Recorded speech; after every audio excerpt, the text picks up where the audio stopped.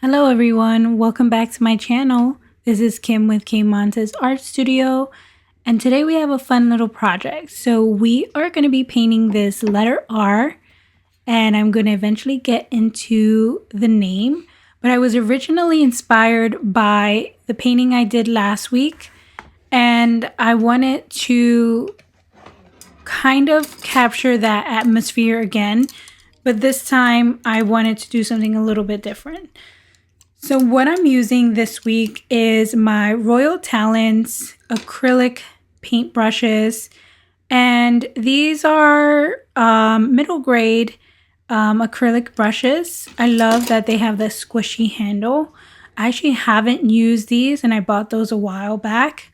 I'm using my black wing pencil. I already sketched out the sketch. I have my Master Touch Stay Wet palette.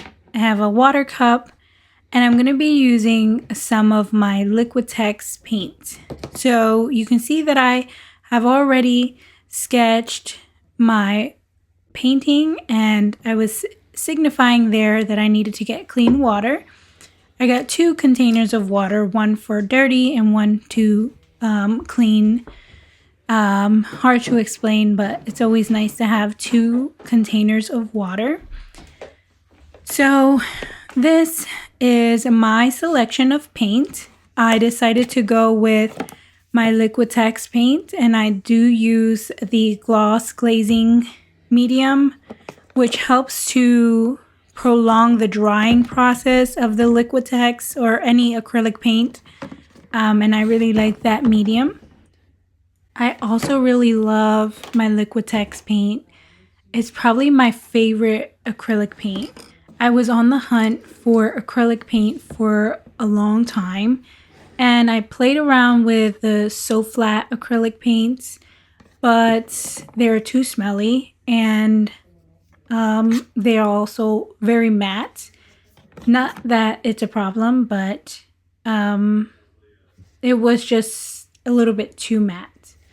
So I am currently picking some reds. I picked these 3, and I decided to go with the Namthal red and the darker crimson color, and I end up using them very lightly.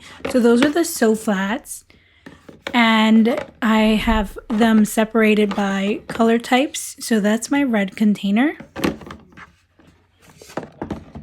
And here are my neutrals, my whites, my browns, my blacks. And I, of course, end up using white. I use my titanium buff. I use my burnt sienna. And I think I use my raw umber. Yep, that's one that is very translucent. I decided not to use any of the So Flats because I know they're very odorous, and it's kind of dangerous to use high VOC paint when you're pregnant, so I decided to stay away from those. Then I dive into some of my yellows, and I love some of these yellows.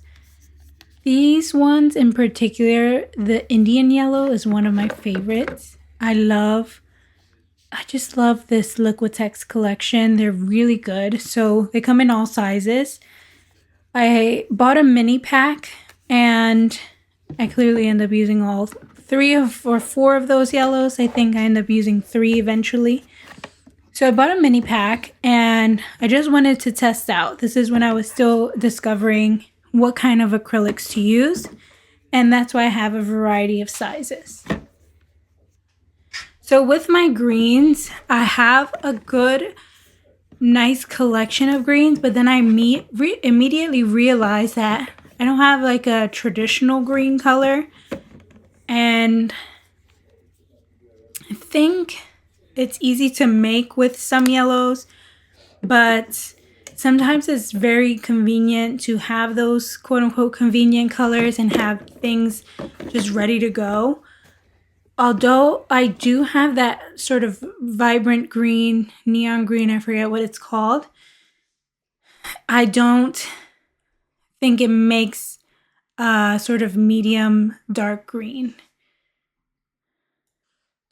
So here I'm placing all of my colors on my Stay Wet palette. I love this thing. I have 2 of them. I have the mini one that's convenient for small desks like mine. And I have a very large one that I usually put on my cart while I'm painting when I was painting really big. So here, this Stay Wet acts as a continuously wet acrylic paint palette. The only issues that I've come across is molding. Obviously, that's always an issue. But what I've read in the comments and what others have advised to do is to use distilled water instead of spigot water. So depending on how long you're holding your paint in your pan for, I would probably use distilled water if you need to hold your paint for a really long time.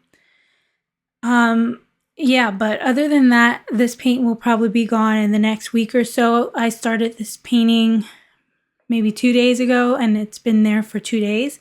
It doesn't mold that fast, hopefully, thankfully.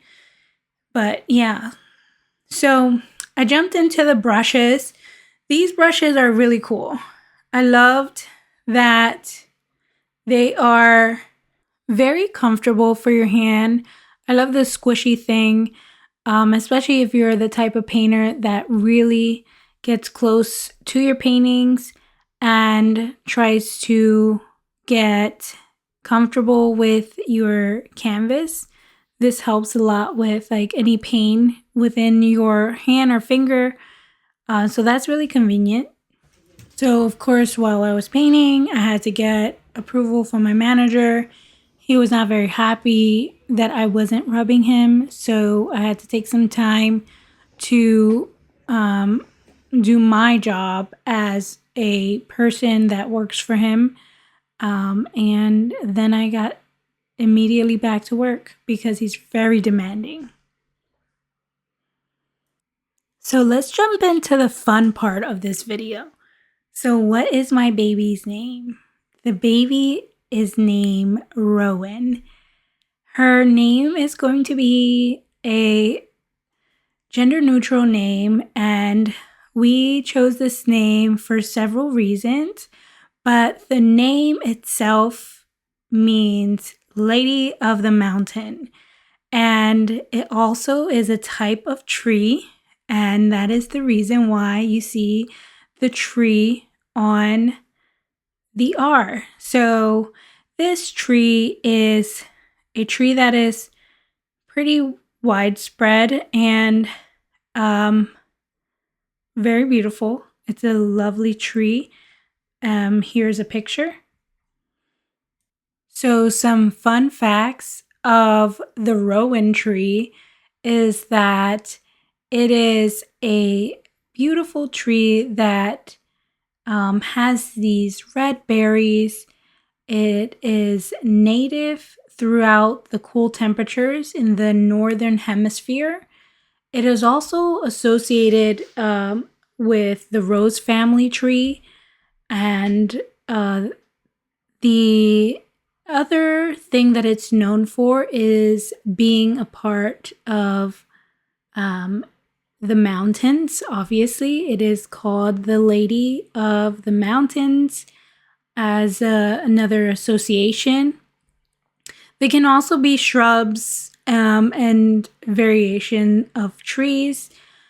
This tree name really stood out to me as something really powerful. I think I loved the association of it being sort of a gender neutral name, but still having the strength of a strong woman, a strong girl, and just having the connection to nature. My last name, if you are curious, my last name means mountain in Spanish or forest. maybe that is where my secret love for mountains and trees and nature come from. So I don't know if that was a reason. I also, as a kid, was really in love with Winnie the Pooh. So I love the show. I love the cartoons. And I mentioned earlier, I love the way that the book itself would draw some of the paintings, some of the older cartoons, the way they were illustrated, very painterly, almost watercolor-esque. So I knew that I wanted a name that was a part of nature, something that was connected to me as a nature lover. My wife is also a nature lover, so it just made sense when we found all these different meanings about the name Rowan. So to give you more of a background on what is being painted on the other side of the letter R, since this name does mean Lady of the Mountain, and it is a very powerful meaning to what I paint, how I paint, I decided to add a little road and leading her through the mountains and having her journey through her life, or making her way through. So these mountains I do try to create sort of a atmospheric feeling. So as the mountains gradually get higher up, I try to make them a bit lighter.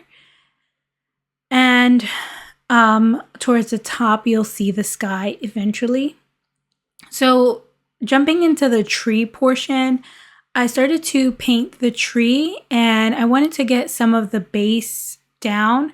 So I make the bark of the tree a little bit more red to bring in some of that meaning of the little red one. Also, some of the leaves, the way the rowan tree has their sort of cluster of leaves, they have a different type of leaf pattern than a typical tree. So I try to kind of show that a bit. I eventually go in with the red and add some of the berries. But I really enjoyed making these mountains. I think I would try this style again with a more flat mountain, with a more flat canvas, I should say, and acquire those mountains full through. So I do have another little project that I'm working on for the room, and I think I'm going to be able to accomplish that with my sort of wood panel that you'll see in a future video. So if you saw the last video where I paint the image right above in the sketchbook, that you can see a little peek of the corner. If you haven't watched that video, definitely check it out. But that video led me to explore some atmospheric paintings. So then I delve into finding tree paintings and finding a style that is soft and cozy and very baby-like, but still something that is not too overwhelming with the babiness. So I was able to come up with an idea, and I cannot wait to show you. So this is going to be obviously a mural that's going to be behind possibly her bed. And if it's not on the bed wall, it will be against the furniture wall where we have like the changing table and other things that are needed. But most likely it's going to be on the bed wall. So in this mural, it's going to, of course, have this atmospheric feeling. And I'm going to also try to keep things more to the quote unquote realistic colors, not my typical vibrant colors, and have some pops of like flowers, maybe a little bit of the red. Also, constantly thinking about Montessori style teaching. Usually, when you're teaching Montessori to your baby, child, or toddler, they suggest to avoid oversaturating and overstimulating the environment. So, while this mural is going to be big, I am planning to break some of the rules of Montessori. I think where we can remain Montessori when coming to this mural is the colors. So toning down the colors, thinking about a scene that is soft, that reminds her of nature. We will be taking a lot of nature walks. We live right behind a park, so that's great. And just thinking about, color. I think color is one of the biggest things that they push on with Montessori, and just thinking about avoiding the distracting elements, thinking about overstimulating colors, toning down things, and really having a sense of tranquility in their room, because they have such little minds and they're still learning so many little things. So yeah, it's been fun also understanding Montessori, which is a new thing for me. I never learned Montessori as a child, but I think as an educator, as a teacher, I think it's perfect for my parenting style, and being able to teach my child some sort of educational things through this sort of creative way of doing things, like getting them started with like cute little things like cooking and understanding how to clean things and putting on their clothes. And I don't know, it's just such a beautiful way of learning for me that I think matches what I want for my parenting style. So I hope you enjoy this cute little video that's not my typical video style or painting style. Painting on letters and just creating something that is much more fun, playful, still very meaningful to me. Let me know what you think in the comments below about my baby name. If you have any suggestions about the room. Thank you for watching. I'll see you in the next one.